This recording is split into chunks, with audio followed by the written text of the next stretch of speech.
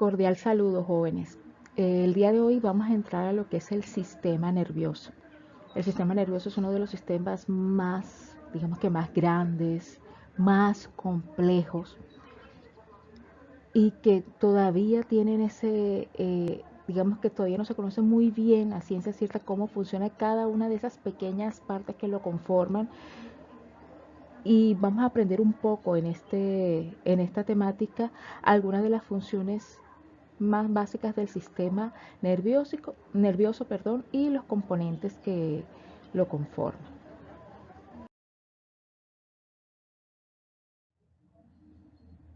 Si hablamos de ese sistema nervioso, el sistema nervioso es un sistema de control, al igual que lo hace el sistema endocrino. Mientras el sistema endocrino controla las funciones corporales por medio de las hormonas, el sistema nervioso lo hace a través de las órdenes que manda a través de los nervios. El sistema nervioso se encarga de controlar funciones que son muy rápidas. Digamos que el movimiento, el moverse ante un peligro inminente, usted ve que viene un carro encima suyo y usted se va a quitar. Entonces, esas actividades rápidas o respuestas rápidas son controladas por el sistema nervioso, mientras que el sistema endocrino se encarga de controlar funciones que son lentas, como el crecimiento, el desarrollo, el metabolismo.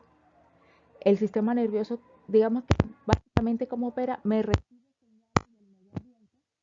las procesa y luego generar una la procesa y eso me va a generar un tipo de respuesta motora.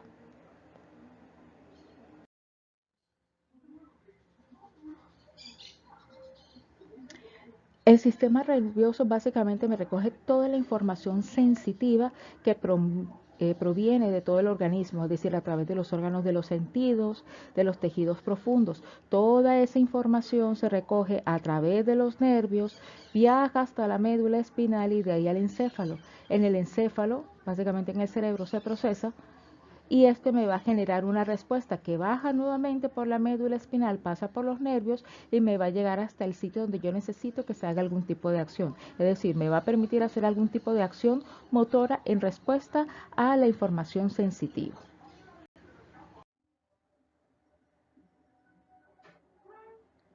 En cuanto a las subdivisiones del sistema nervioso, vamos a encontrar el sistema nervioso central conformado por el encéfalo y la médula espinal, el sistema nervioso periférico que está representado por pares craneales y los nervios espinales, es decir, aquellos que tienen su origen aparente en la médula espinal. Estos nervios van a tener una división sensorial y una división motora. Esa división sensorial se divide en visceral y en somática. Cuando hablamos de visceral, corresponde a los órganos internos, a las vísceras, y somática a las demás partes del cuerpo. La división motora también va a tener los mismos componentes, una división motora visceral y una motora somática. Vale aclarar que esa motora visceral va a tener unas raíces o unas divisiones que son simpática y parasimpática, que son conformación del sistema nervioso autónomo.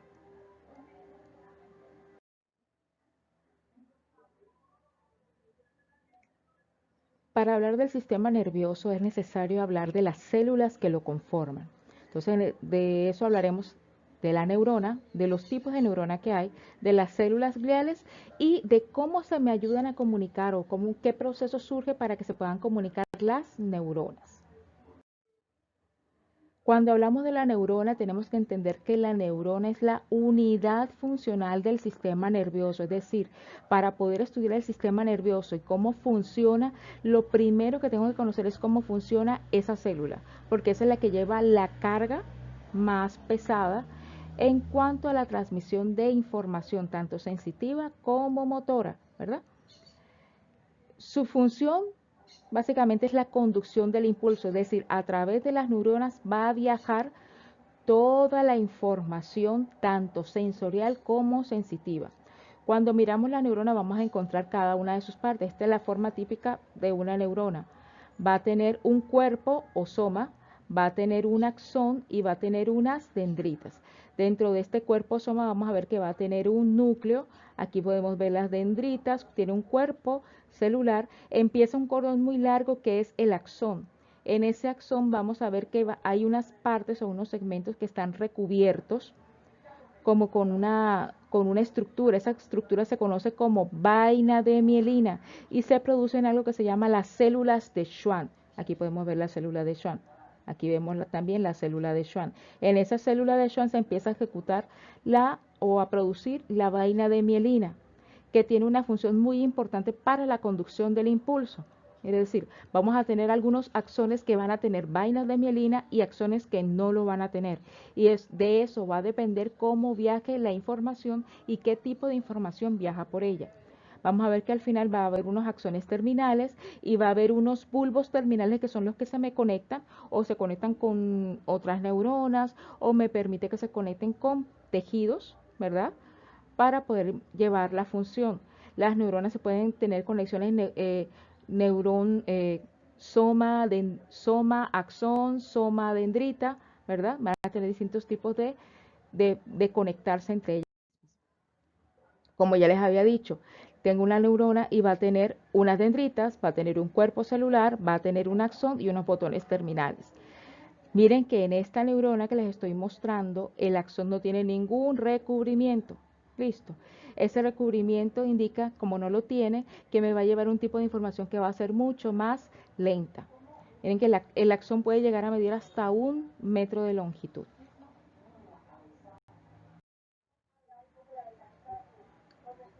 Para que la neurona pueda funcionar, va a requerir el cumplir 3 propiedades fisiológicas.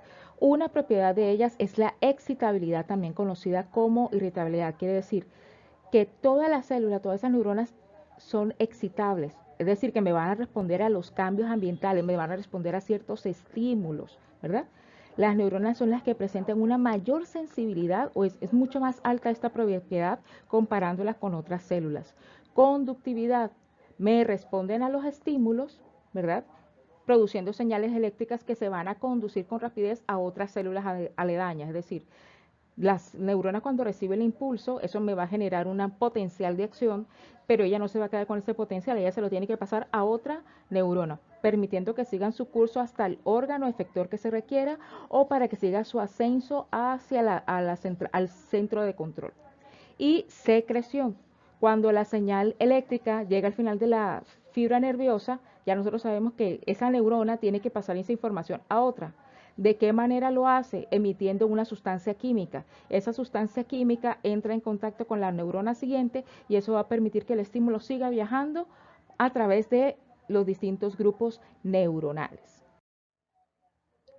Cuando hablamos de las neuronas tenemos que hablar que hay 3 tipos. Hay neuronas sensitivas, hay neuronas motoras y unas interneuronas. Básicamente las neuronas sensitivas me recogen toda la información sensorial o de sensación para llevarla al sistema nervioso. Pero cuando la van a llevar al sistema nervioso van a encontrar un punto en la médula espinal donde hay unas interneuronas. Estas son unas neuronas de asociación, es decir, me permiten la conexión entre neuronas sensoriales y neuronas motoras. Y las neuronas motoras que son las que van a llevar la información hacia los órganos efectores. Entonces, las neuronas sensoriales son sensibles a distintos estímulos, las voy a encontrar en la piel, en los músculos, en las articulaciones, en los órganos internos, me van a indicar si algo me está ejerciendo presión, si hay dolor, si hay temperatura, si hay distintos tipos de sensaciones. Esos son lo que ellas me van a transmitir. Las más especializadas de las neuronas sensoriales las voy a encontrar en la nariz y en la lengua, porque ellas me tienen que traducir estímulos químicos, ¿verdad? Y convertirlos en sensación. Es un proceso mucho más largo y dispendioso, por eso es que estas son más especializadas. Vamos a encontrar las neuronas en el oído que nos van a convertir ondas sonoras en un estímulo eléctrico, también para poderlo llevar hacia el cerebro. Y vamos a tener los conos y bastones que se van a encontrar al nivel de la retina en el ojo, que me van a permitir cambiar, procesar los cambios de luminosidad o de luz para saber si estoy viendo o no qué objeto. Las neuronas motoras obviamente me van a llevar la respuesta que se obtiene después de que mi cerebro ha dado una orden, después de haber recibido una información sensorial. Esas neuronas motoras van a ser de 2 tipos, neuronas motoras altas y neuronas motoras bajas. Las neuronas motoras altas van de la médula espinal hacia el cerebro. Listo. Las neuronas motoras bajas van de la médula espinal hacia el órgano efector, es decir, el órgano que me va a ejercer el movimiento. Y ya sabemos que las interneuronas son las que me van a permitir una conexión entre neuronas sensoriales y neuronas motoras. ¿Dónde voy a encontrar solamente este tipo de interneuronas? En el sistema nervioso central. ¿Verdad? Todas las neuronas del sistema nervioso central son interneuronas.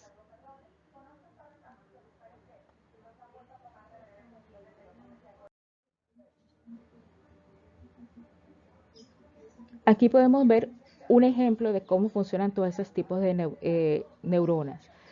Digamos que yo recibo un estímulo doloroso, algo me pinchó, esa información va a viajar por los receptores y me lo va a llevar por las neuronas sensoriales. Aquí ya llegamos a lo que es la raíz de los nervios raquídeos. Esta es la raíz sensitiva de los nervios espinales. Esto me va a llegar a la médula espinal. Aquí se hace una sinapsis, que es una unión con las interneuronas. Se supone que esto sube hasta el cerebro, se procesa la información y luego baja. Y cuando baja esa información, ¿verdad? Va a llegar nuevamente a unas interneuronas que me permiten hacer la conexión con la neurona motora y hacer mi acción, que si es algo que me está apoyando, pues yo me voy a quitar del estímulo que me está produciendo ese pinchazo, lo que me está apoyando, yo lo voy a retirar. Una particularidad es que cuando hay un reflejo, lo que se llama el arco reflejo, la información sensitiva no llega hasta el cerebro. La información sensitiva se procesa ahí mismo en la médula espinal, es decir, recibo el estímulo, viaja por la neurona sensitiva, llega a la médula espinal, de la médula espinal pasa a la interneurona y la interneurona me lo pasa inmediatamente a la neurona motora para hacer el efecto. Entonces, todo lo que es reflejo, por ejemplo, cuando usted le valoran el reflejo de las rodillas o el reflejo corneal, ¿verdad? Cuando hacen ese reflejo cuando le golpean la rodilla, que usted instintivamente levanta la pierna, ¿verdad? Por el golpe, eso es un acto reflejo, porque usted no lo está controlando, es involuntario. Ese tipo de información en un reflejo no llega hasta el cerebro, no se procesa allá, sino que se procesa inmediatamente en la médula espinal. Todavía no se conoce muy bien a ciencia cierta por qué ocurre esto y este tipo de información no viaja. Ya hablamos de lo que son las neuronas, ahora tenemos que hablar de otro tipo de células que también conforman el sistema nervioso y son las células gliales. Estas células básicamente representan el 85% del sistema nervioso central y básicamente se encargan de darle sostén, nutrición y protección a las neuronas. Una particularidad que tienen las neuronas es que usted nace con todas sus neuronas, ¿verdad? Y ellas no se multiplican. Listo. Por eso cuando no se tienen buenos hábitos, que se consume mucho alcohol, que se consumen sustancias psicoactivas, es decir, drogas, ¿verdad? Se empiezan a perder neuronas, esas no se vuelven a multiplicar, yo no las puedo reemplazar, ¿de acuerdo? Cuestión que sí pasa con las células gliales, ellas sí se multiplican, ellas sí se reemplazan. Entonces, cuando salen tumores primario, es decir, que de origen primario a nivel del sistema nervioso, estos tumores son conformados por células gliales o neuroglias, pero no por células neuronales, porque las células neuronales no se multiplican. Listo. Dentro de las células gliales vamos a encontrar distintos tipos, como los astrocitos. Aquí los podemos ver en la imagen, astrocitos, porque tienen forma como de estrella, ¿verdad? Estas células me van a prevenir que sustancias tóxicas lleguen al cerebro. Ellas trabajan en conjunto con la barrera hematoencefálica, que vamos a hablar un poquito más adelante de ella. La barrera hematoencefálica básicamente lo que hace es evitar que sustancias tóxicas lleguen al cerebro. Entonces, ¿quién me ayuda también a eso? Los astrocitos. Vamos a tener las oligodendroglias o oligodendrocitos, que son estas que están aquí, como esta que vemos acá, y ellas me van a generar soporte y conexión. Miren que está unido este oligodendrocito a esta neurona, pero también me conecta con esta otra neurona que está aquí. Las microglías, estas son células que se encuentran encargadas de hacer la fagocitosis de sustancias que se generen de desecho. Entonces ellas se las comen, son como una especie de macrófago. Vamos a encontrar unas células ependimales que encontramos acá abajo, que se pueden ver en la imagen. Ellas me recubren todas las cavidades del encéfalo y de la médula espinal. Y vamos a encontrar un tipo de neuroglia. Miren que estas cuatro que mencionamos hacen parte del sistema nervioso central. Las células de Schwann, que ya las mencionamos, y las mencionamos en la neurona. ¿Se acuerdan que decíamos que la célula de Schwann me ayuda a producir la mielina? Estas células de Schwann solo se encuentran en el sistema nervioso periférico, ¿verdad? Y ya les había dicho que me ayudan a conformar las vainas de mielina. Cuando se habla de fibra nerviosa, estamos hablando de toda esa prolongación de axones. Recuerden que habíamos dicho que un axón podía llegar a medir hasta 1 metro, entonces es la prolongación del axón y todas esas proyecciones periféricas de las neuronas sensitivas y de sus membranas, ¿verdad? La mayor parte de estas fibras nerviosas van a tener cubiertas de mielina, ¿verdad? Y de neurilema. Aquí podemos ver un corte de una fibra nerviosa, de un nervio periférico, ¿verdad? Miren que todo este nervio tiene estos puntitos negros, van a ser fibras nerviosas. Dentro de este mismo nervio vamos a encontrar fibras que están, miren que este es el axón en el centro, que está recubierto por una vaina de mielina, y aquí tenemos un axón que no tiene recubrimiento de mielina. Resulta que los axones que tienen mielina permiten que el impulso nervioso viaje más rápido, es decir, por ello viaja información muy rápida. Listo. Mientras que los axones no mielinizados me llevan información mucho más lenta porque no se permite que el informe o que el impulso viaje rápido. Entonces, eso también me permite discriminar qué tipo de información viaja por los axones. Por ejemplo, una información que yo no necesito que viaje rápido es el dolor. Y ustedes se dan cuenta que el dolor, ustedes empiezan con un dolor de cabeza y el dolor empieza muy bajito y va incrementándose con el tiempo si usted no lo trata. Y eso va sucediendo porque es que viaja por un axón que no tiene mielina. Eso es información que no me tiene que llegar de manera muy rápida. Y también por las vías que coge para viajar, que eso lo hablamos más adelante. El axón mielinizado obviamente me va a mandar información que es muy rápida, que yo necesito reconocer enseguida, ¿verdad? Y esa va a viajar por los axones mielinizados, que eso me va a permitir que esa información viaje mucho más rápido. Ahora, ¿cómo funciona esa comunicación entre las neuronas? ¿Cómo hago que la información de un impulso, ¿verdad?, pase de una neurona a la siguiente? Bueno, eso lo hace la sinapsis. La sinapsis básicamente es la unión entre dos neuronas, ¿verdad? A través de esta, ¿qué va a hacer la neurona? Me va a mandar la información desde su axón hasta las dendritas o el soma o cuerpo de otra neurona, ¿verdad? Transmitiéndome así la información nerviosa. La particularidad que tiene la sinapsis es que me permite adoptar algunas señales y rechazar otras. Por ejemplo, usted ahora está sentado escuchando la clase, ¿verdad? Pero usted está concentrado en escuchar la clase. No está pensando ni recibiendo la información continua de que usted está sentado en la silla, de que tiene ropa que tiene puesta que le está rozando. No, usted empieza a discriminar lo que es importante de lo que no es tan importante y se dedica solo a lo importante. Y eso me lo ayuda a hacer la sinapsis.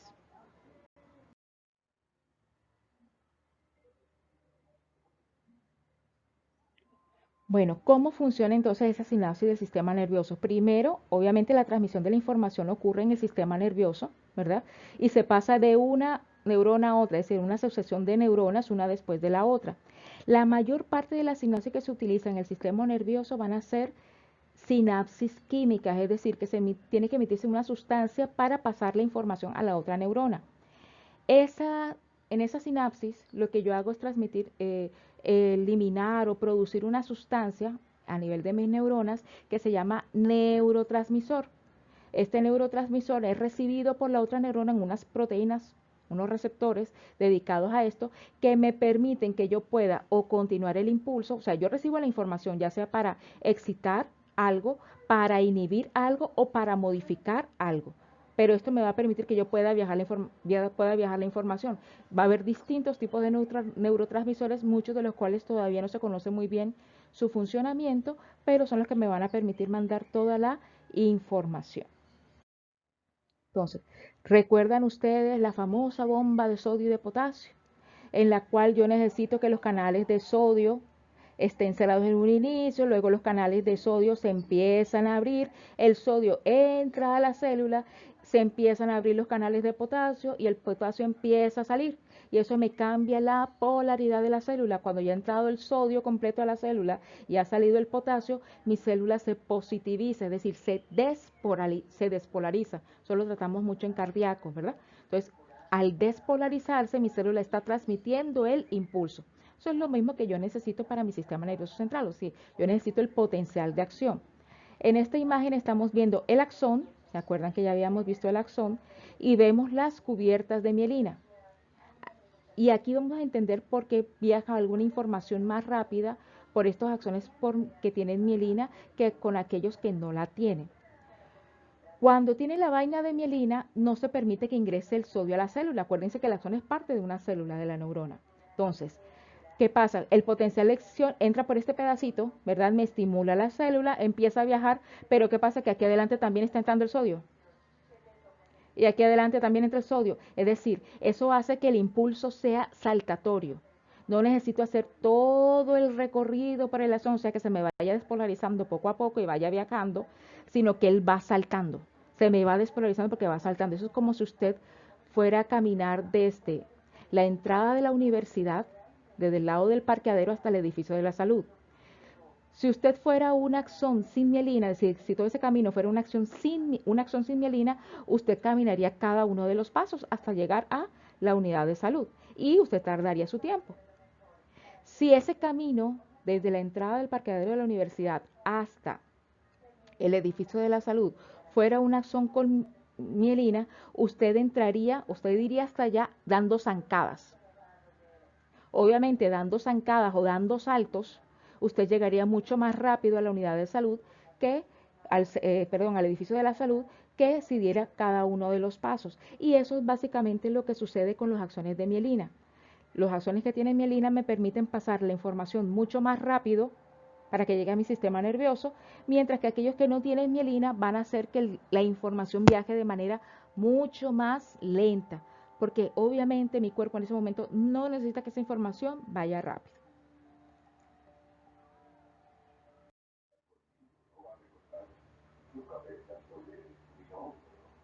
Bueno, aquí estamos viendo lo que es la representación de una sinapsis, es decir, de una unión de una neurona con otra, para pasar su información. Entonces, digamos que la sinapsis es la unión, esto que está aquí. Entonces, cuando hablamos de eso, tenemos que hablar que va a tener varias partes. Una neurona presináptica, antes de la sinapsis, porque esto sería la sinapsis, la unión, ¿verdad?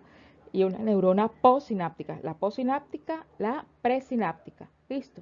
Dentro de la presináptica vamos a encontrar unas vesículas con el neurotransmisor. Acuérdense que si el impulso baja por aquí, me estimula la neurona, yo tengo que pasar ese estímulo de acá a esta neurona postsináptica. ¿Y cómo lo hago? A través de los neurotransmisores. Y aquí en la neurona postsináptica yo voy a encontrar unos receptores que son los que me van a recibir ese neurotransmisor para poder continuar el impulso. Este espacio se conoce como hendidura o espacio sináptico. Miren que aquí tenemos muchas mitocondrias porque en este proceso se genera bastante gasto de energía. Entonces yo necesito tener suficiente ATP para poder generar la energía que me va a requerir el pasar la información de una neurona a otra.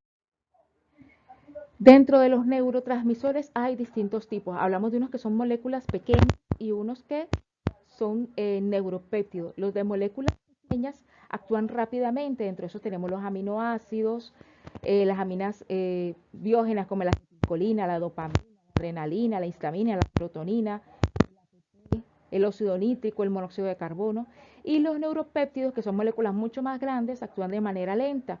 Aquí tenemos los péptidos opioides como las betaendorfinas, que son las que usted libera cuando hace ejercicio o cuando hace algo que le genera mucho placer, que le hace sentir bien. La vasopresina o la oxitocina, que son péptidos neurohipofisiarios, es decir, son unas hormonas que se guardan en la neurohipófisis. Las taquicininas, que son como la neurocinina, y otros como la secretina, el glucagón, el neuropéptido Y, la somatostatina, que también se conoce como la hormona del crecimiento, que van a ser moléculas grandes. Esos son neurotransmisores en el sistema nervioso central. Piensa que tiene un efecto excitatorio, aunque también se piensa que tiene efectos inhibitorios en algunas fibras parasimpáticas del corazón, donde se va a producir en las células de la corteza, los ganglios basales, y me refiero a los ganglios que se encuentran en la base del cerebro, las motoras de los nervios, los músculos. La noradrenalina se piensa que activa una receptores excitatorios, pero también hay inhibitores. La actividad en el curso de y su estado de ánimo. ¿Quién me la secreta? Las células del tallo encefálico, el hipotálamo y las neuronas postganglionares del sistema nervioso simpático. La dopamina tiene un efecto inhibitorio y se secreta en la sustancia que se origina en la sustancia negra. La sustancia negra se encuentra en esta dopamina en el tálamo, que ya lo vamos a ver más adelante, que se encuentra en el interior del cerebro. Eso está conformado por lo que uno conoce como materia gris o sustancia negra. Su falta, es decir, la falta de la producción de dopamina, va a generar movimientos involuntarios. Los pacientes que tienen Parkinson, generalmente se ha encontrado que la razón para que ellos tengan Parkinson es porque no tienen sustancia negra. Si no tienen sustancia negra, obviamente no van a producir dopamina activa, efectos movimiento extrapiramidal, que no viaja por la vía normal, que es la piramidal, sino por una vía involuntaria que se activa, que es la extrapiramidal. La glicina se piensa actúa como inhibitorio y se produce en la médula espinal. El GABA, el ácido gamma aminobutírico, se piensa que produce inhibición, se produce en la médula espinal, en el cerebelo, en los ganglios basales y en algunas áreas de la corteza cerebral. El glutamato se piensa que es excitatorio. Que todos decimos que se piensa que su efecto es probable porque todavía no se conocen a ciencia cierta cómo actúan todos estos elementos. Se piensa que se secreta en las terminaciones presinápticas de los nervios sensoriales y en las áreas de la corteza. Y la serotonina, que actúa como un inhibidor de las vías del dolor en la médula espinal, también actúa como un regulador del humor y ocasiona sueño. Cuando, por ejemplo, cuando usted se comió alguna comida de esa para que comió muchísimo, usted después de comer mucho, lo más lógico es que le da sueño. ¿Quién lo produce? La serotonina. Listo. Pero igual esa serotonina, si usted produce grandes cantidades, también le ayuda a disminuir el dolor. Generalmente usted puede estar muy lleno, pero no le da dolor de estómago porque está produciendo gran cantidad de serotonina que va a inhibir que a usted le dé dolor. Generalmente, como es un regulador del humor, ustedes han visto que en las películas, siempre cuando van a dar una mala noticia, ponen a la persona, pero lo invitan a cenar, ¿verdad? Y después de que han cenado, en medio de la cena le dan la mala noticia. ¿Por qué? Porque cuando usted está comiendo algo y al comer usted produce serotonina, empieza a inhibirla, empieza a regular su humor, obviamente usted va a actuar de una manera menos desenfrenada. Es decir, si usted quiere dar una mala noticia a alguien, si le va a decir a su mamá que se tire una materia, dígaselo después de que haya comido para que no le dé tan duro. Eso es una manera de regular. Y las malas noticias generalmente están después de una comida, ¿verdad? Porque eso te permite regular el humor, inhibe las vías del dolor, inhibe cierto tipo de reacciones. ¿Dónde se va a secretar? En el tallo encefálico. Bueno, dentro de los neuropéptidos, es decir, aquellas moléculas que actúan de manera más lenta, vamos a encontrar básicamente hormonas. Las hormonas que se liberan en el hipotálamo, ¿verdad? Digamos que las hormonas del hipotálamo, lo que yo produzco en el hipotálamo me va a estimular la hipófisis para que me produzca otras hormonas. Entonces, un ejemplo de eso es la hormona liberadora de tirotropina, o hay hormona liberadora de gonadotropina, es decir, una gran cantidad de hormonas que se producen en el hipotálamo. Eso lo van a ver ustedes en segundo semestre. Voy a tener unos péptidos hipofisarios. Básicamente son las hormonas que se producen en la hipófisis en respuesta a los péptidos o las hormonas de liberación hipotalámica. Y voy a tener los péptidos del sueño. Estos péptidos se liberan en las regiones de la base del cerebro, ¿verdad? Y actúan sobre las neuronas cerebrales para ayudarme a promover el sueño.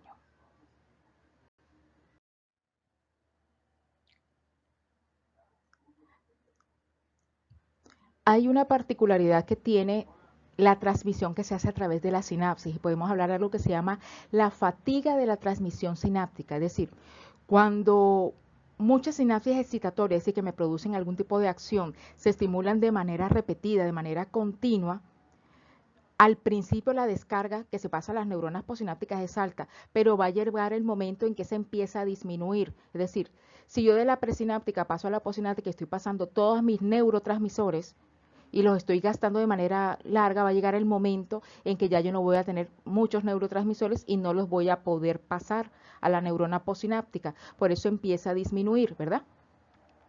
Ese es el caso que pasa en la epilepsia. Hubo una vez, y los Simpsons lo retrataron en uno de sus capítulos, hace como, creo que como unos 12, 15 años, si no fue un poco más, unos niños en China estaban viendo un programa de dibujos animados en el cual había un cambio subrepticio de muchos colores. Obviamente en una televisión que tiene luces, obviamente ese cambio de luces tan rápido en muy pocos milisegundos ocasionó en los chicos o activó focos epilépticos y todos esos chicos que hicieron convulsión después de haber visto ese capítulo, creo que un capítulo de Pokémon o algo así, no me acuerdo. Entonces, técnicamente todos tenemos algún tipo de foco epiléptico, solo que no hemos encontrado el disparador.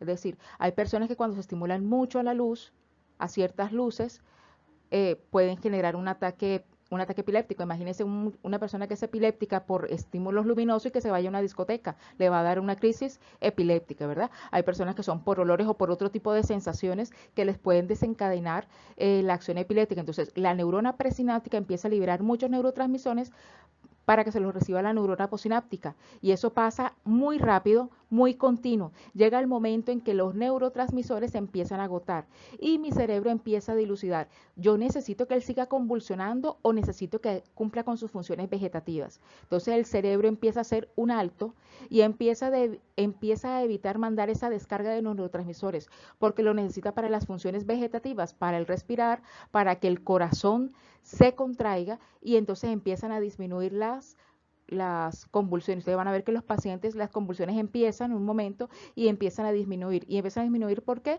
Porque se empiezan a agotar los neurotransmisores. Y eso pasa cuando hay una fatiga de la transmisión sináptica. Hay medicamentos o sustancias que tienen efectos sobre la transmisión sináptica. Hay unos que nos aumentan la excitabilidad de la sinapsis, es decir, que nos hacen que la comunicación entre nuestras neuronas sea mucho más rápida. El ejemplo, el café con la cafeína hace que usted esté mucho más despierto, que haga muchas más cosas, que esté mucho más atento, ¿verdad? Lo mismo tiene el té, ¿verdad? Y la teobromina que encuentro en el cacao, es decir, en el chocolate, ¿verdad? Esto aumenta la excitabilidad de la sinapsis y me permite trabajar muy bien. Lo que pasa es que esto, así como genera un pico en el que usted aumenta mucho su productividad, también llega un momento en que usted se cansa, se agota mucho más porque usted en el curso del día no se está sintiendo cansado. Cuando se acaban todas sus reservas de cafeína, usted cae en picada y le da mucho sueño, tiene mucho cansancio. Lo mismo realizan esas bebidas energizantes que ustedes toman, que son tan peligrosas, que tienen cantidades excesivas de estimulantes, como es la cafeína, superan los 120 miligramos por cada 100 mililitros de la bebida, y sumen eso que también tienen taurina, que también es otro estimulante, ¿verdad? Por eso muchas personas les da taquicardia, generan efectos cardiópatas, síndromes vagales, por tomar este tipo de sustancias. Entonces yo le recomiendo que mejor, si usted quiere mantenerse despierto en una clase o algo, tómese su tacita de café, que una tacita de café como mínimo tiene por bajito 20 miligramos de café y eso lo ayuda a sostenerse, o coma chocolate. Pero no se exponga a ese tipo de sustancias que usted no sabe cómo puede responder su cuerpo a ellas. Y así como usted sube, igual baja. Y el cansancio va a ser peor después de que pase el efecto de la bebida, si es que no le dio algún otro efecto de tipo secundario. Hay otros medicamentos que también afectan la transmisión sináptica, pero disminuyendo esa transmisión, esa información que yo paso a través de las neuronas. El mejor ejemplo es los anestésicos. Yo necesitaría un estímulo demasiado fuerte para poder sentir la información y que se pudiera viajar. Entonces, los anestésicos lo que hacen es disminuir esa excitación de la membrana para que no viaje la información. Si eso no se pudiera hacer, obviamente no se podría operar a la gente porque sentirían demasiado dolor, aunque hay casos que por hipnosis a personas se las han operado sin utilizar anestesia. ¿Qué opera ahí o qué proceso fisiológico media a través de ese control cerebral para que una persona bajo un efecto de una hipnosis no siente el dolor de una cirugía de gran talante? No tengo la menor idea qué estará pasando ahí, pero hay prácticas probadas y grabadas en que personas con hipnosis les han hecho procedimientos quirúrgicos sin sentir el más mínimo dolor.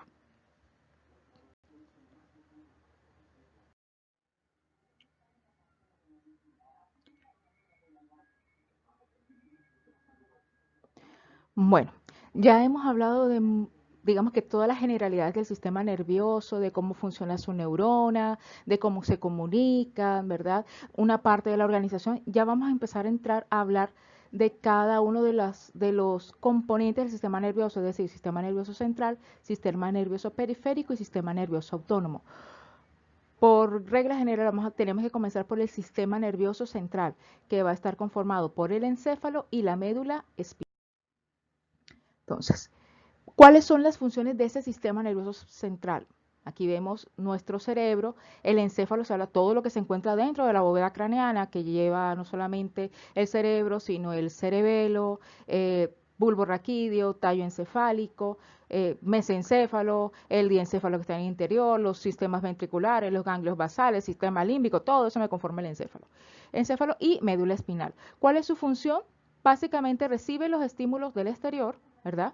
Me los transmite a los centros de elaboración, es decir, va a subir hacia el cerebro, ¿verdad? A la corteza, cuando es sensorial pasa a la corteza sensorial discrimina qué es lo que estoy sintiendo y eso me lo pasa a la corteza motora y de la corteza motora baja una información como un efecto o una respuesta motora que me va a llevar a hacer una acción en los músculos esqueléticos. Entonces, eso es lo que hace mi sistema nervioso central. Toma información sensorial, la procesa y en base a eso da una respuesta de tipo motor. Vamos a hablar entonces ahora sí de los componentes del encéfalo. El encéfalo va a estar constituido básicamente por el tronco del encéfalo, que sería todo esto que está acá, el cerebelo, que es todo esto que está aquí, los hemisferios cerebrales, es decir, aquí solo es como es un corte que tenemos sagital, solo alcanzamos a ver uno de los hemisferios, no alcanzamos a ver los dos, y el diencéfalo, que sería la parte más interna, la parte media, que va a tener el cerebro. Todo este conjunto de todo lo que yo voy a encontrar en el diencéfalo, ¿verdad? Y los hemisferios cerebrales es lo que se llama cerebro, o sea, todo esto que está aquí arriba. Bueno, dentro de las funciones que cumplen las diferentes divisiones que tiene el encéfalo, vamos a encontrar que el tronco encefálico, que va a estar conformado por bulbo raquídeo, puente, mesencéfalo y cerebelo, van a tener una función específica. El bulbo raquídeo, ¿verdad? Ese me permite la información, es una vía direccional para comunicarme de la médula espinal y los centros cerebrales. Aquí se encuentra en este bulbo raquídeo todo el control del sistema cardíaco en el bulbo raquídeo, sistema cardíaco, del control respiratorio y vasomotor, es decir, la particularidad que tengan mis vasos sanguíneos de poderse vasoconstreñir o vasodilatar. El puente, ¿verdad? Va a influir, el puente que también lo consiguen en los libros como protuberancia, que es esto que está acá, me va a permitir el control sobre la respiración. El mesencéfalo, que también se conoce como cerebro medio, y eso recibe por la formación a nivel embriológico, y lo vamos a ver un poquito más adelante, ¿verdad? Este me permite el paso de todos los impulsos que son visuales y auditivos. Y el cerebelo me va a ayudar a la coordinación muscular, me ayuda a mantener el equilibrio y la postura. Si hablamos del diencéfalo, en el diencéfalo vamos a encontrar el hipotálamo, que es esto aquí chiquitico que está de este lado. Ese hipotálamo que nos va a permitir controlar la temperatura, es decir, ¿quién me controla la temperatura corporal? El hipotálamo. Eso no se les puede olvidar jamás. También me ayuda a controlar el equilibrio hídrico, es decir, esa ingesta que yo tengo de líquidos y cómo los mantengo en el cuerpo, ¿verdad? Los ciclos del sueño, el apetito y la excitación sexual. El tálamo, que es esto que está acá, que también se conoce como una estación repetidora, ella me permite conectar toda la información que llega de la médula espinal para enviarla hacia la corteza cerebral. Listo. Entonces, digamos que ese es un mecanismo de conexión. Me ayuda también o controla mis emociones y cómo usted se despierta. Eso está ahí en el tálamo. El tálamo hace parte del sistema límbico que se encarga de las emociones. Tenemos la glándula pineal, que es la que me va a ayudar a ajustar la secreción de la melatonina. La melatonina es aquella que me ayuda a saber, de acuerdo a los ciclos o los cambios de luz, si debo estar despierto o debo estar dormido, ¿verdad? Y obviamente el cerebro en su conjunto, con sus dos hemisferios, nos va a ayudar a manejar esa percepción sensorial, emociones, movimientos, tener la conciencia, la memoria, el podernos comunicar, etc. Entonces, si hablamos del cerebro, el cerebro ocupa la parte antero superior del cráneo, ¿verdad? Mide en longitud aproximadamente 14 centímetros y 13 centímetros de alto. Representa el 2% del peso corporal, ¿verdad? Se piensa que a partir de los 65 años empieza a bajar su peso, porque usted empieza a perder neuronas, ¿verdad? Siendo el peso mínimo cuando usted ya llega a los 90 años. Básicamente se piensa que tiene más de 15.000 millones de células para hacer todas sus funciones. Obviamente va a tener una forma ovoide o forma de huevo, ¿verdad? Y es la parte anterosuperior del encéfalo y es el centro, digamos que supervisor, el centro de control del sistema nervioso. Va a tener dos materias, como los conoce uno, dos materias o sustancias, una materia gris y una materia blanca, ¿verdad? La materia gris es la que es la más superficial y la blanca que se encuentra en las partes profundas, excepto en el tálamo, que el tálamo va a tener sustancia negra o materia gris. Aquí lo podemos ver mejor. Miren que aquí tenemos unos cortes de los dos hemisferios, ¿listo? En un plano frontal. Miramos que todo lo que está en la corteza es la sustancia o materia gris y en el interior tiene la materia blanca, pero el interior, el núcleo del cerebro va a tener sustancia gris. Aquí esto está representado acá por el tálamo y estos son unos espacios de unión con el cuerpo calloso. Listo. Y si miramos la médula, va a haber un cambio en cómo está la disposición de la materia gris. La materia gris va a estar en el interior de la médula espinal y la blanca va a estar en el exterior. Entonces, aquí tienen una imagen que la pueden ver también en las diapositivas que tienen colgadas en el aula extendida, ¿verdad? Que están sin narración, en la cual pueden ver cada una de las funciones de estas partes del cerebro y de lo que corresponde al diencéfalo, el tallo encefálico y sus demás componentes, para que lo revisen después con mayor detenimiento. Lo que les estaba hablando del mesencéfalo, resulta que cuando se empieza a desarrollar el encéfalo humano, un embrión de más o menos 3 semanas, se empieza a generar una vesícula que tiene 3 partes, un prosencéfalo, un mesencéfalo y un romboencéfalo. Cuando ya está avanzando, llega a las 6 semanas, ya se ha dividido en varias porciones más. El telencéfalo, que a futuro me va a formar el cerebro, el diencéfalo, que a futuro me sigue siendo el mismo, diencéfalo recibe la misma denominación, mesencéfalo, cerebro medio, que sigue siendo lo mismo cuando ya el encéfalo está completamente formado, el metencéfalo, que es lo que me va a formar el cerebelo y la protuberancia o puente de Barolio, y el mielencéfalo, que me va a ayudar a formar el bulbo raquídeo.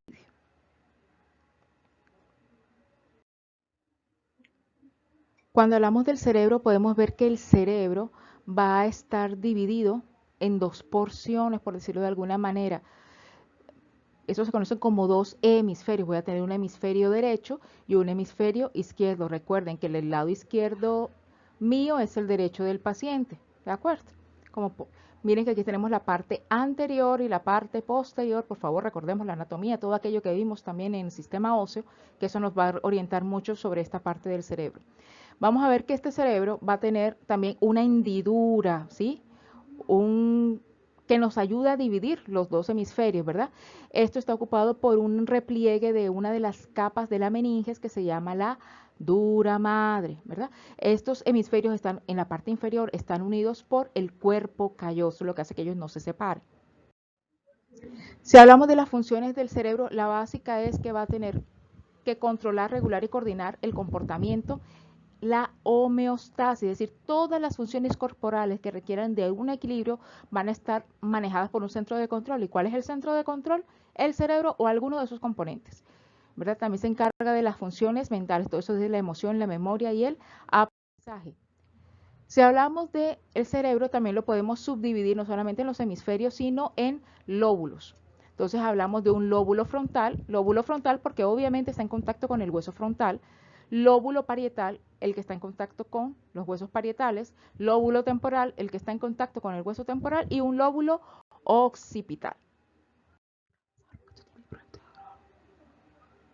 Si hablamos de los hemisferios cerebrales, cada hemisferio cerebral va a tener distintas funciones. El hemisferio izquierdo se encarga de todas aquellas funciones lógicas, entonces el que usted entienda y tenga habilidad numérica, pueda sumar, restar, multiplicar, el que entienda el lenguaje escrito, el que razone, el lenguaje hablado, la habilidad científica, y habilidad científica no es porque usted haga experimentos, sino que usted sabe que si se pasó de agua en el arroz le va a quedar sopúo. Eso es habilidad científica, la aprendió por la experimentación, eso va a estar en su hemisferio izquierdo y todo el control del lado derecho del cuerpo está en el hemisferio izquierdo. El hemisferio derecho se encarga más de la parte soñadora, es una parte mucho más lúdica, por decirlo de alguna manera. Ahí tiene usted la perspicacia, es decir, cuando usted sospecha algo, está sospechando con su hemisferio derecho. La percepción tridimensional que usted pueda ver en 3 dimensiones y que las entienda y las comprenda, está en su hemisferio derecho. Su sentido artístico, y no que usted pinte grandes cuadros o haga escultura, sino que usted le ponga margen a sus hojas, o que a la I, en vez de poner la bolita, le pone un corazón, o que usted a su nombre le pone un gancho al final para firmar, no sé, eso es sentido artístico. El que tenga la imaginación y que imagine cosas, eso está en su hemisferio derecho. Su sentido musical, y no porque cante o baile eso, sino que pueda llevar el ritmo de algo, así sea con el pie, eso es sentido musical y eso lo controla su hemisferio derecho. Y el control del lado izquierdo del cuerpo va a estar en el hemisferio cerebral derecho. Entonces, si miramos el hemisferio izquierdo, resumiendo la cuestión, él se va a encargar de todo lo que es el lenguaje articulado. Me maneja toda la información lógica, el pensamiento en proporciones, que yo pueda entender que algo es pequeño, que algo es mediano, que algo es grande, que pueda manejar información matemática, la memoria verbal, es decir, que pueda aprender términos nuevos, palabras nuevas, los aspectos lógicos, gramaticales del lenguaje, como nos enseñan en primaria, que uno primero tiene el sujeto y después tiene el predicado, ¿verdad? El control del tiempo, usted lo maneja en el hemisferio izquierdo. Como usted planea, ejecuta y toma decisiones, lo hace con la parte lógica de su cerebro, que es el hemisferio izquierdo. La memoria a largo plazo también está en el hemisferio izquierdo, y obviamente el control derecho de todo del resto del cuerpo. El hemisferio derecho ya es más integrador, para buscar un término mucho más técnico. Ahí voy a manejar todo lo que son las sensaciones, los sentimientos, las habilidades artísticas, y obviamente el lado derecho, el hemisferio derecho me va a controlar el lado izquierdo del cuerpo. A pesar de que nuestros hemisferios, digamos que trabajan mancomunadamente, cada uno se encarga de una función, pero la integran para poder hacer las distintas acciones, hay momentos en que ellos entran en conflicto, como por ejemplo con este ejemplo. Aquí te dicen que usted debe mirar el gráfico y decir el color, no la palabra. Obviamente, cuando usted empieza a leerlo, va a empezar no a decirme el color, sino va a empezar a leerme las palabras. Pueden buscarlo en internet para que hagan el ejercicio. ¿Qué pasa? La parte derecha, mi hemisferio derecho, va a intentar decir el color, pero mi lado izquierdo, mi hemisferio izquierdo, que es el lógico, va a tratar de leer la palabra. Entonces ahí entra en una especie de conflicto. A algunos quizás no les cuesta mucho trabajo hacer esto, pues lo pueden hacer sin problema, prestando un poco de atención. Hay otros que les va a costar mucho más trabajo y de pronto se van a varar en algunas partes, lo van a ver, pero esto nos muestra cómo algunas veces nuestros hemisferios entran en conflicto.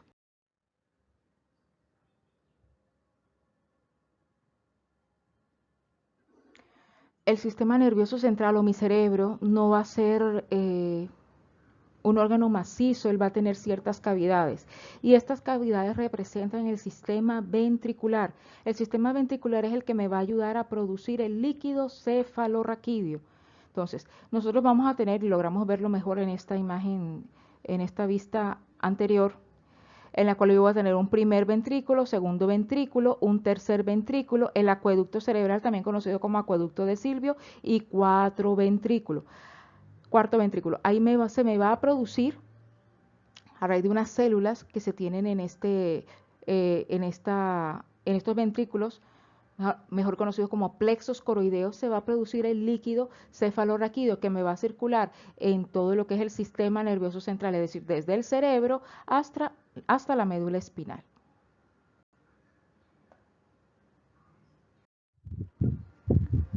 Si hablamos de líquido cefalorraquídeo, va a ser un líquido acuoso, incoloro, ¿verdad? Los libros lo definen como que debe ser como el agua de roca, es decir, cristalino. Ese me va a llenar, obviamente, como ya les dije, los ventrículos cerebrales y los espacios que se encuentran entre las meninges, es decir, el espacio subaracnoideo y los subaracnoideo, tanto que se encuentran a nivel del cerebro, la capa que recubre el cerebro y la capa que recubre la médula espinal. Básicamente el líquido cefalorraquídeo es un sistema de defensa, ya que me permite amortiguar golpes, ¿verdad? Es un sistema de protección que tiene mi sistema nervioso.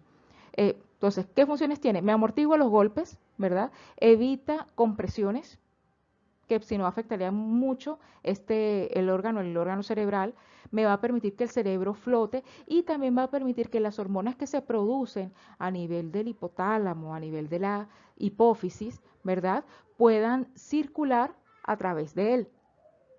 Si miramos la composición del líquido cefalorraquídeo, él va a tener sodio, potasio, calcio, magnesio, bicarbonato, proteínas, glucosa, urea y creatinina. Cuando se piden los estudios del líquido cefalorraquídeo, muchas veces lo que están mirando es esta composición porque hay ciertos elementos que se suben cuando hay infecciones virales, hay otros elementos que también suben cuando hay infecciones bacterianas. Entonces me permite valorarlo de acuerdo a la composición que tenga el líquido cefalorraquídeo.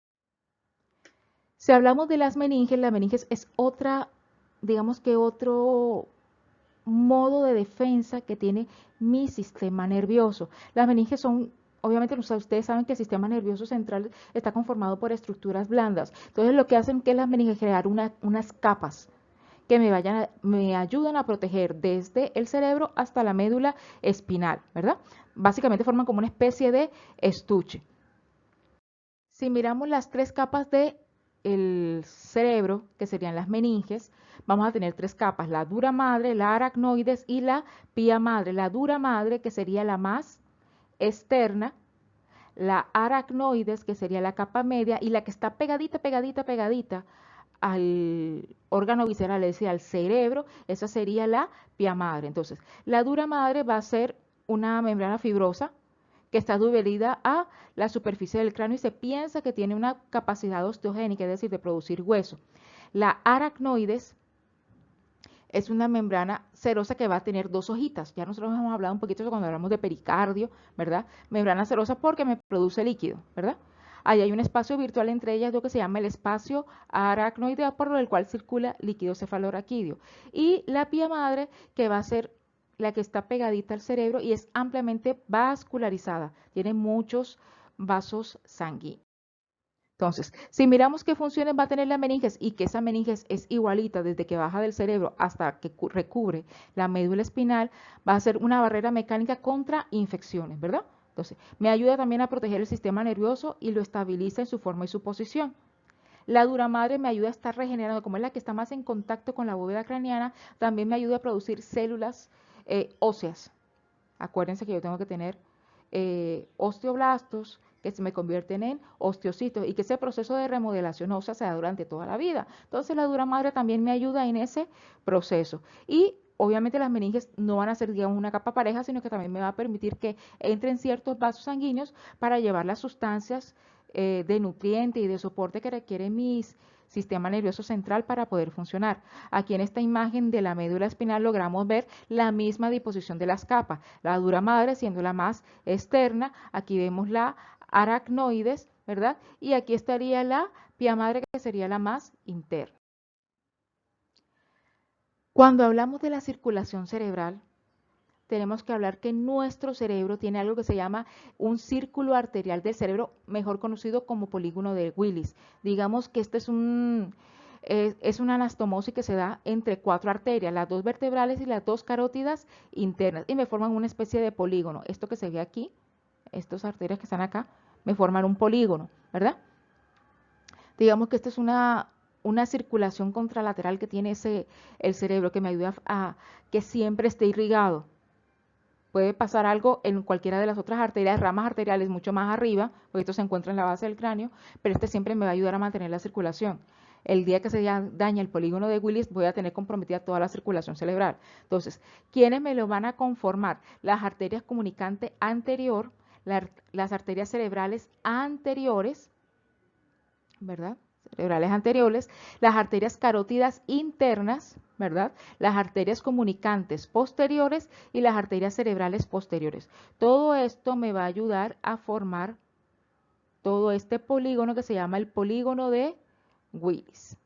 Ojo, acuérdense que eso está en la base del cerebro. Bueno, cuando hablamos del tallo encefálico o del tronco del encéfalo, que es lo mismo, ya sabemos que es la porción del sistema nervioso que está entre la médula espinal y el diencéfalo, ¿verdad? Va a tener unas partes que lo componen, que va a ser la médula oblonga o bulbo raquídeo, ¿verdad? Que sería esto que está acá, que ya vimos, el puente de Barolio o protuberancia, como le quieran decir, y el cerebro medio o mesencéfalo, de los cuales ya hablamos un poquito de las funciones que tenía. En este tallo encefálico, y esto es importante, se encuentra todo el sistema activador que regula el estado de vigilia, es decir, para que usted se pueda mantener despierto a lo largo del día. También encuentro ahí el origen aparente de los pares craneales que van del 3 al 12. Y están los centros vitales de la actividad, tanto respiratoria como vasomotora y cardíaca. Ya eso lo vimos al inicio de la clase. Entonces, resumiendo las partes del cerebro y sus funciones, vamos a ver que el lóbulo frontal básicamente de qué se va a encargar, de la memoria, del comportamiento, del razonamiento, del movimiento, la inteligencia y la personalidad. El lóbulo parietal se encarga de la inteligencia, razonamiento, de la orientación, el poder leer, el poder hablar y la sensación. El lóbulo temporal se encarga del habla, del comportamiento, obviamente del oído, de la vista, las emociones y la memoria. El lóbulo occipital procesa todo lo que tiene que ver con la vista. El cerebelo se encarga del equilibrio, la coordinación y el movimiento muscular. El tronco encefálico se encarga de la respiración, del control de la presión sanguínea, de la ingesta de líquidos y de la función cardíaca. Continuando con el sistema nervioso central, tenemos que hablar de la médula espinal, que ya sabemos que después de todo el cerebro, del tallo encefálico, lo que continúa es la médula espinal. ¿Dónde está alojada? En el conducto vertebral. O sea, ¿se acuerdan de esos agujeros que vimos que tienen las vértebras? Bueno, por ahí va a pasar la médula espinal. Básicamente es un cordón cilíndrico ligeramente achatado, que puede llegar a medir entre 40 y 42 centímetros y pesa alrededor de 35 gramos. Su extremo craneal se continúa con la médula oblonga, lo que se conoce como el bulbo raquídeo, y el extremo caudal termina a la altura de la L2, o sea, de la lumbar 2. Importante de que esta médula espinal se van a desprender todos los nervios raquídeos o nervios espinales. Entonces, la médula espinal ¿de qué se va a encargar? Se va a encargar de inervar el cráneo, de inervar el cuello y de llevarle la inervación, es decir, esa información nerviosa tanto a los tórax, al tórax como a los miembros superiores como inferiores. Vamos a ver que van a haber una porción cervical, una porción torácica, esos nervios que salen de la médula espinal, nervios raquídeos cervicales o nervios espinales cervicales, nervios raquídeos torácicos, los nervios raquídeos lumbares, va a haber unos sacros y lo último que sería casi que la cola de caballo. Aquí logramos ver la médula espinal. Si vamos a ver la médula espinal, hacemos un corte y vamos a encontrar una serie de astas. Unas astas que son anteriores y unas astas posteriores. ¿Listo? Son las que me forman la sustancia gris. Ahí van a haber unos núcleos sensitivos, van a haber núcleos somáticos y viscerales. Y los núcleos motores van a haber también unos viscerales y unos somáticos. Acuérdense que eso lo mencionamos al inicio de la clase, las divisiones sensoriales y motoras, ¿verdad? Entonces la parte motora la voy a encontrar en la parte anterior de la médula, ¿verdad? Y la parte sensitiva va a estar en la parte posterior. Si miramos aquí esto que sale aquí a los lados, estos serían raíces de los nervios espinales. Entonces, uno es un nervio espinal sensitivo y otro es un nervio espinal motor. Ambos se unen para formarme la raíz del nervio, el nervio espinal, ¿verdad? Entonces, esta es una rama sensitiva, una rama motora que se juntan o se unen para formarme el nervio espinal. ¿Cómo diferencio yo cuál es el nervio o la raíz sensitiva y cuál es la raíz motora? La raíz sensitiva, primero va a estar siempre en la parte posterior de la médula y va a tener siempre un ganglio nervioso. Listo. Yo identifico el sensitivo porque tiene el ganglio nervioso. Bueno, como ya les había dicho, de la médula espinal van a originarse los nervios espinales o los nervios raquídeos. Van a salir 32 pares de nervios espinales. ¿Listo? 32 pares. Entonces, cada uno de esos nervios va a estar conformado por una raíz sensitiva y una raíz motora. O sea, la raíz sensitiva ya nosotros sabemos que es la que sale de la parte posterior o de las astas posteriores de la médula espinal y va a tener un ganglio nervioso o ganglio espinal. ¿Qué pasa? Que estas dos raíces se fusionan y me van a formar el nervio espinal, ¿de acuerdo? Aquí logramos ver en esta imagen y se las traje para que vieran cómo es la disposición de la sustancia negra a medida que se va bajando de niveles en la médula espinal. Miren que en C5 cómo está la sustancia blanca y la sustancia negra y miren cómo se ven las astas. En T2 miren cómo se va reduciendo la sustancia negra o la sustancia gris. Lo mismo en T8. Miren que en L1 cómo aumenta el tamaño.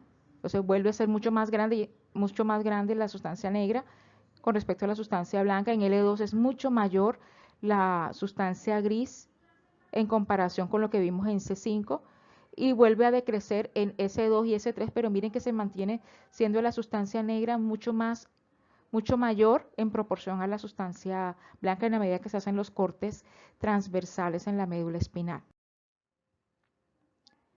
Ya nosotros sabemos que la función de la médula espinal es que me transmite los impulsos sensitivos de los nervios periféricos al encéfalo. O sea, yo recojo toda la información sensitiva y la llevo a la médula espinal. La médula espinal me va a llevar todo eso hasta el cerebro lo procesa, me baja una orden que baja por las raíces motoras y llega al órgano efector. También me permite, obviamente baja los impulsos motores y me permite transmitir los reflejos. Esas serían las funciones de mi médula. Si miramos el cerebelo, y no vamos a profundizar mucho en esto, se va a dividir en dos hemisferios, ¿sí? Por la vermis, que sería esto.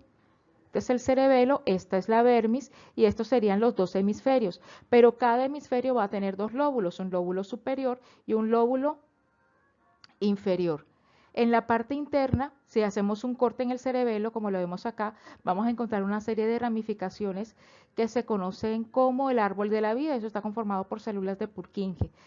Ya sabemos que el cerebelo nos va a ayudar a mantener los movimientos voluntarios y mantiene la estabilidad del tronco, es decir, de mi tórax, que se mantenga estable y me va a ayudar a mantener el equilibrio. Cuando hablábamos de las meninges, una parte y del líquido cefalorraquídeo, hablábamos de que había una manera de protegerme contra infecciones, ¿verdad? Y o protegerme contra sustancias, y lo hablábamos cuando hablábamos también de las células gliales. Entonces yo voy a tener una cosa que se llama una barrera hematoencefálica, que básicamente es una disposición que está en esos capilares sanguíneos y el tejido encefálico. ¿Sí? Básicamente esto sería un vaso sanguíneo, ¿verdad? Tienen unas células basales que aquí están, miren que aquí están los astrocitos que me conforman parte de las células gliales. Aquí tengo una neurona, ¿verdad? Este sería el endotelio de la célula, tal cual, ¿verdad? Y estaría alrededor. Digamos que mi vaso sanguíneo tiene una cantidad de cosas a su alrededor, esto, ¿verdad? Más lo que hacen los astrocitos, y esas membranas basales tienen espacios muy pequeños entre sí, estas células endoteliales que no permiten que pasen muchas sustancias. Listo.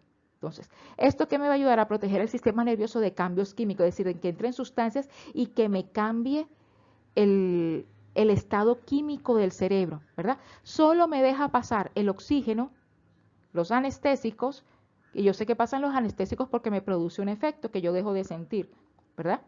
Pasa el alcohol, y sé que pasa el alcohol, ¿verdad? Porque me produce efectos neurológicos el consumo del alcohol. Pasa el dióxido de carbono, porque obviamente yo lo tengo que desechar, ¿verdad? Y pasa el agua. Ustedes van a encontrar medicamentos en que una de las precauciones es que te va a decir que hay que tener cuidado en su consumo porque puede traspasar la barrera hematoencefálica. Todo lo que traspase la barrera hematoencefálica me va a provocar efectos en el sistema nervioso central, ¿de acuerdo? Bueno, si pasamos al sistema nervioso periférico, básicamente está conformado por los pares craneales, que ya hemos hablado un poquito de ellos en otras clases, y de los nervios espinales, que ya nosotros sabemos que surgen de la médula espinal. Entonces, estos nervios craneales y raquídeos, ¿su función cuál es? Recibir y transmitir los impulsos sensoriales, ¿verdad? Y llevar a los órganos efectores los impulsos motores. Esa es básicamente su función. Aquí nuevamente tenemos los nervios, y ustedes saben que los nervios están conformados por fibras nerviosas, por axones. Acuérdense que los axones son la parte alargada y eso es lo que me permite que viaje la información a través de. Entonces, vamos a tener 12 pares craneales. Ellos son nervios que están completamente en comunicación con el encéfalo, ¿verdad? Y atraviesan los orificios de la base del cráneo, ¿verdad? Ya nosotros habíamos visto que en la base del cráneo hay una cantidad de orificios que corresponden a la salida de esos nervios craneales. el lugar de donde parece que salen se les dice origen aparente, ¿verdad? Porque el origen real de estos pares craneales se va a encontrar dentro del cerebro, ¿verdad? Estos 12 pares se enumeran con números romanos, ¿verdad? Y según su orden de emergencia, es decir, en la medida como van saliendo desde la dirección ventrodorsal. Entonces, el primer par craneal es el olfatorio. Aquí en esta imagen vamos a ver que tienen unas líneas rojas y llevan fibras motoras, unas líneas azules y son fibras sensitivas. Es decir, yo voy a tener pares craneales que van a ser eminentemente motores, otros que van a ser solo sensitivos y otros que van a ser mixtos, es decir, que me combinan tanto lo motor como lo sensitivo. Entonces, el olfatorio es sensitivo, el par 2, que es el óptico, sensitivo, el par 3, que es el motor ocular común, el patético, que es el 4, y el sexto son básicamente motores porque me ayudan a mover el globo ocular.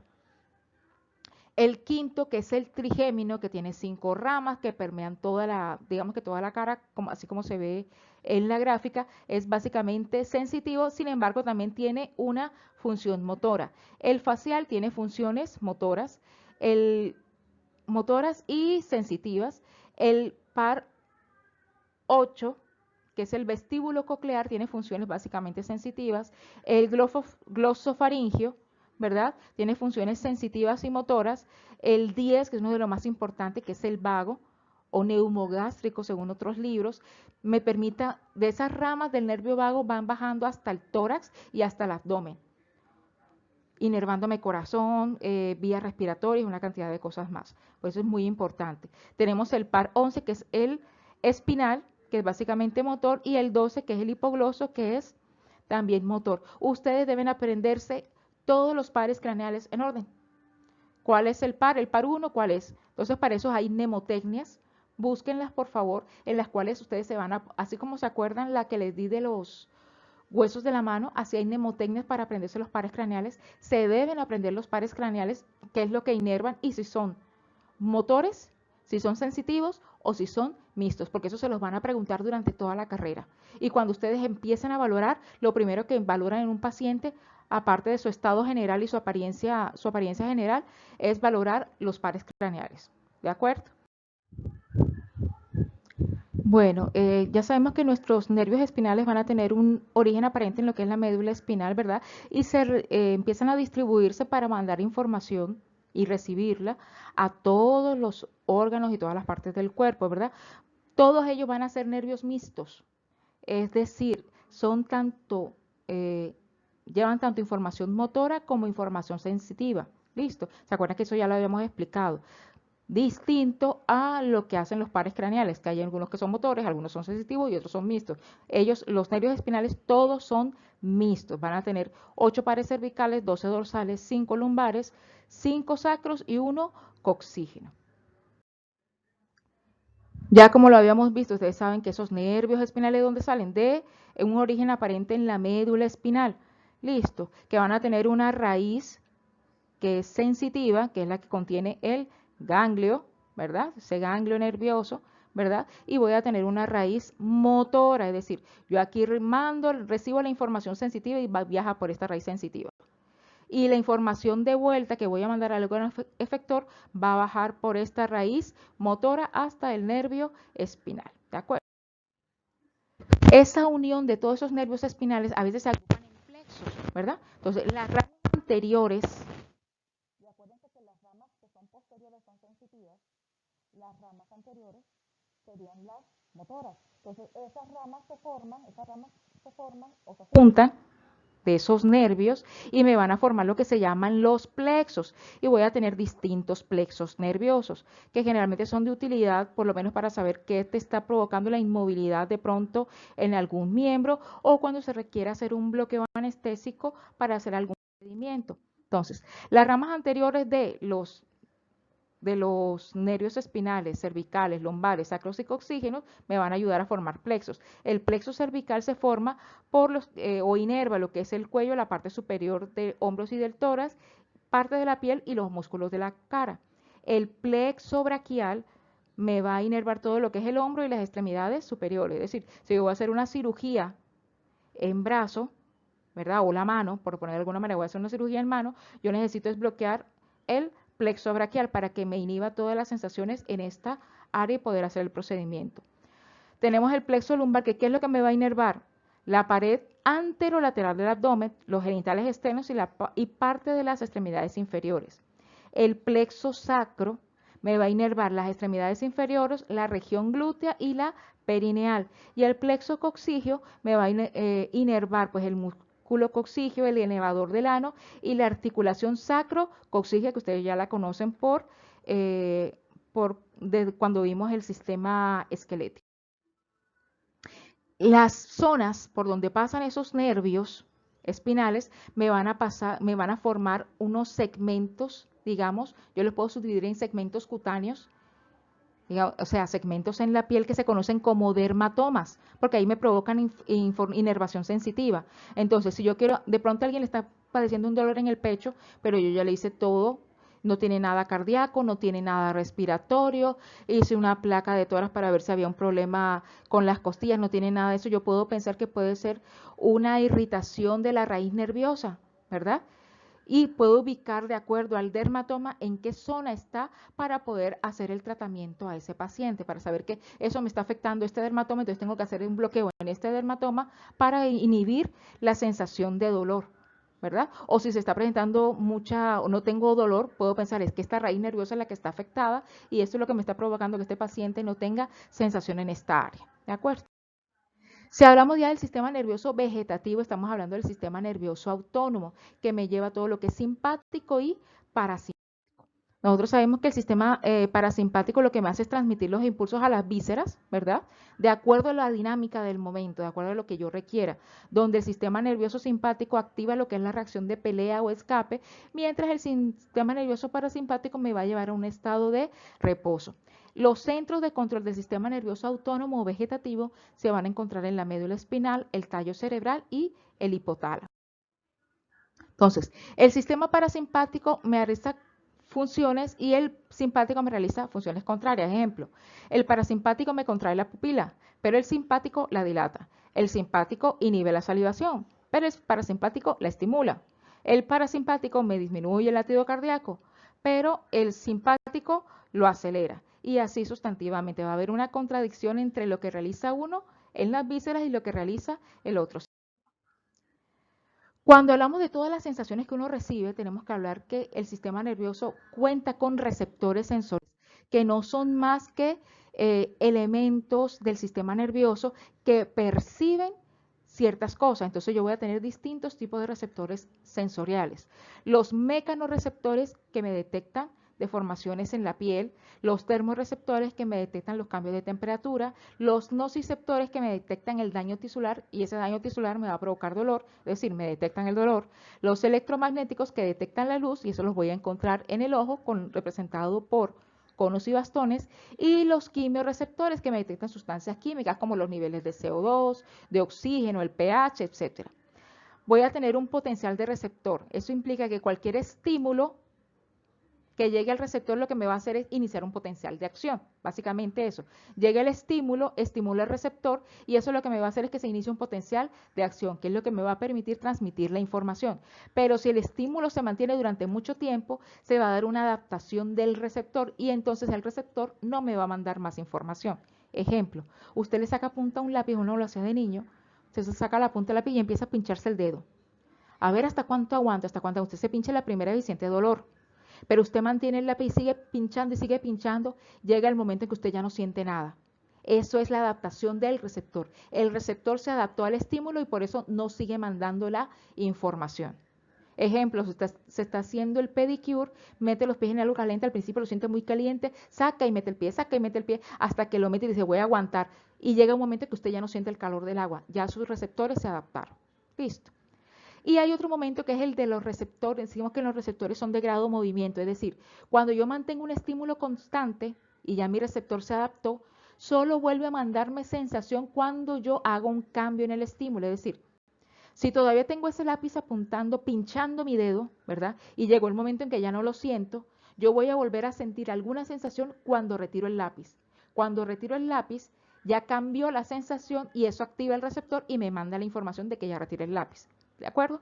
Entonces esas son ciertas particularidades que tienen nuestros receptores sensoriales. Importante decir, cada receptor es específico para un determinado estímulo. El de dolor solo se va a estimular con dolor. El de temperatura solo se estimula con temperatura, no me lo va a estimular un estímulo mecánico, un roce, una presión, no. Cada uno es específico para una sensación en particular. Cuando hablamos de cómo viaja ese impulso por las fibras nerviosas, bueno, básicamente con las fibras nerviosas, los impulsos sensoriales necesitan transmitirse con cierta velocidad al sistema nervioso central. Muchas veces, aunque eso sea inútil. Entonces, para mandar esa información, yo utilizo las fibras nerviosas. Van a haber dos tipos. Las fibras tipo A, que son mielinizadas, lo que quiere decir que por ahí viaja información muy rápida, ¿verdad? Ellas se van a subdividir en alfa, beta, gamma y delta y son típicas de los nervios espinales. Y voy a tener las fibras tipo C, que son fibras desmielinizadas, es decir, no tienen mielina. Por ellos no viaja información rápida, sino información lenta, es decir, a bajas velocidades, ¿verdad? ¿Dónde las voy a encontrar? En los nervios periféricos y las fibras autónomas postganglionares. El dolor viaja por las fibras tipo C, porque eso es una información que yo no necesito que llegue a mi cerebro con celeridad, ¿verdad? Sino que se toma su tiempo para poder llegar, ¿de acuerdo? La señal, como yo mando la información, también me dice cómo es la intensidad de la señal. Para transmitir la intensidad de una sensación, mi cuerpo utiliza dos procesos, la sumación espacial o la sumación temporal. Básicamente hay dos maneras para transmitirla, o sea, maneras de hacerlo. Bueno, entonces en la sumación espacial lo que yo hago es aumentar el número de fibras que estimulo para mandar el impulso, ¿verdad? De acuerdo al nivel del estímulo. Si es un estímulo débil, pues son pocas fibras. Si es moderado, pues son más fibras. Y si es un estímulo intenso, van a ser muchas fibras. Lo que hago con el estímulo temporal es transmitir los impulsos aumentando la frecuencia, pero solo los voy a mandar por una sola fibra. Mientras en la espacial utilizo muchas fibras para enviar impulsos, en la temporal solo utilizo una fibra y lo que hago es incrementar el número de impulsos que viajan por esa fibra.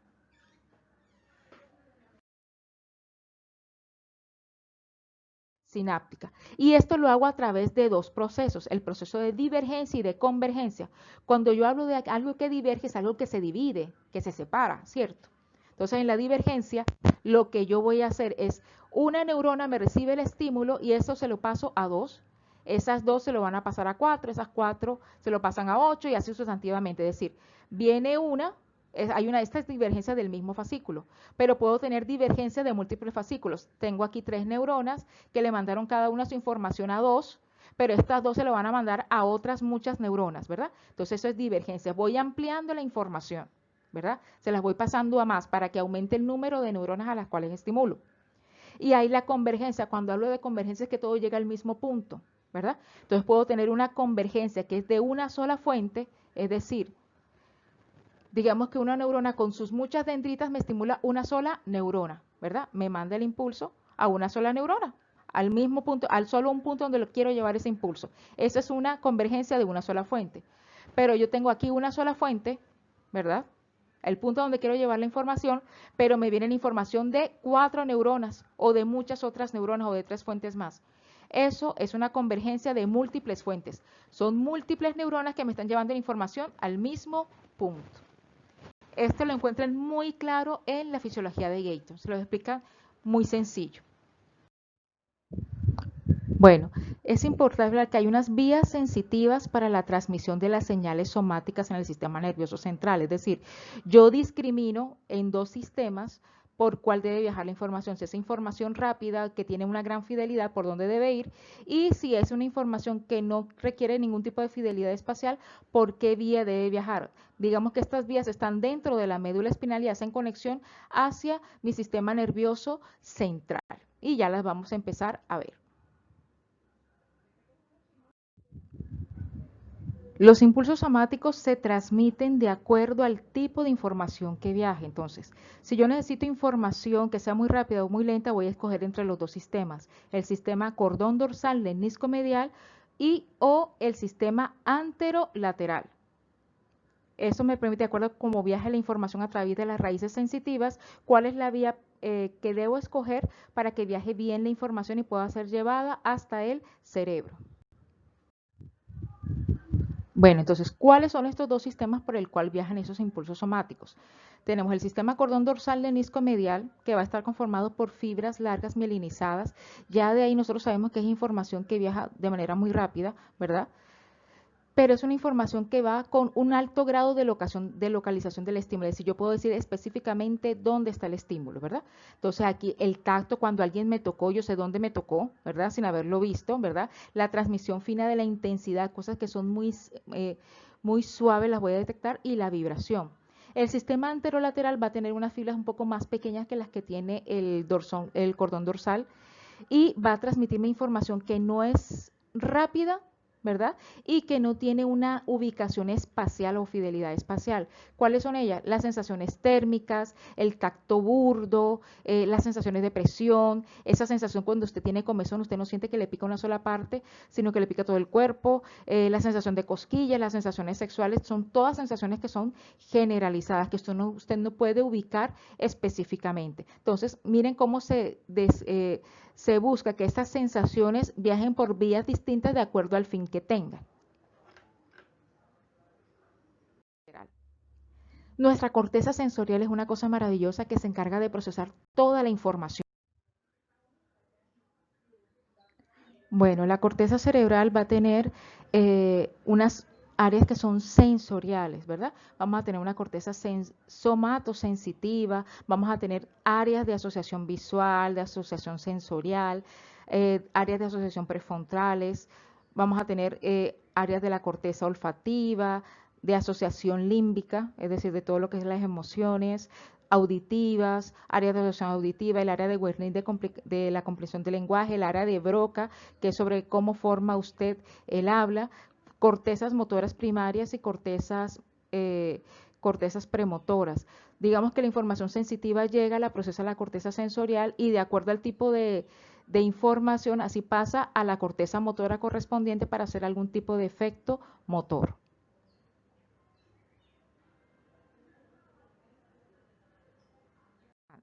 Entonces, si hablamos de la corteza somática sensorial, van a haber dos áreas somáticas sensoriales, ¿verdad? La sensorial 1 y la 2. En la sensorial o somatosensitiva 1, que también la encuentran en algunos libros, me va a llevar innervación de muslo, tórax, cuello, hombro, de los de mano, los dedos de la mano, la lengua y el abdomen, y la somatosensitiva me lleva la información de piernas, brazos y cara. Miren que hay una parte en la corteza para cada parte del cuerpo para procesar la información. Y esa información viaja hacia la corteza motora para poder generar una respuesta. Eso se procesa en la corteza motora para poder mandar la información.